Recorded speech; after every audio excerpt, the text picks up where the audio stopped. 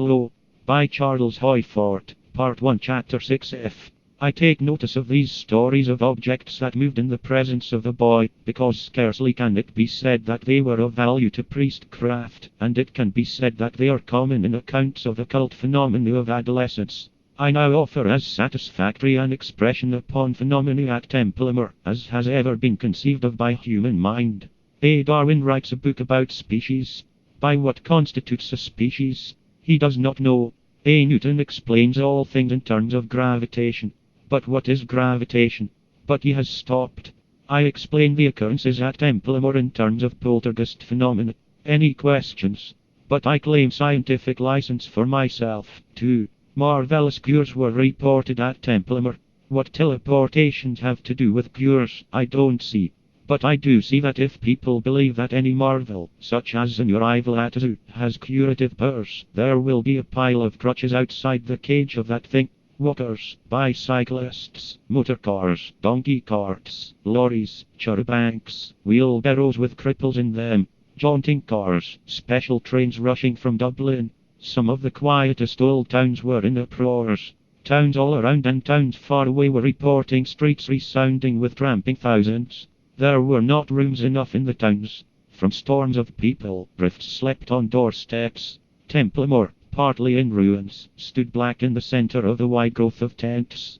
This new city, mostly of tents, was named Pilgrimsville. I have not taken up definite accounts of the bleeding statutes. See statements published in various issues of the Tipperary Star.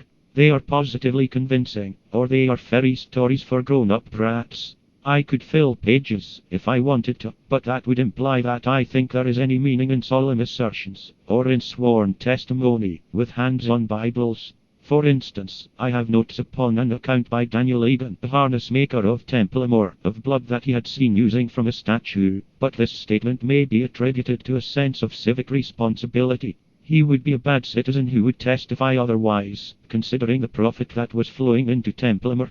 The town's druggist, a man of what is said to be education, stated that he had seen the phenomena. He was piling up a fortune from people who had caught bad colds, sleeping in the fields. I suppose that some of them had come devoutly from far away, but had begun to sneeze, and had backslid from piety to pills. However, something that I cannot find a hint of is that either one or the mayors charged admission. At first, people were admitted in batches of 50, somebody holding a watch, saying every 5 minutes, "Time, please." Soon Dwan and the mayors placed the statues in windows, for all to see. There were crowds all day, and torchlight processions moved past these windows all night. The blood that was shed in Ireland continued to pour from human beings. But the bleeding statues stopped, or statements that statues were bleeding stopped. However, wherever the water was coming from, it continued to flow from the appearing point in the Walsh boys' room.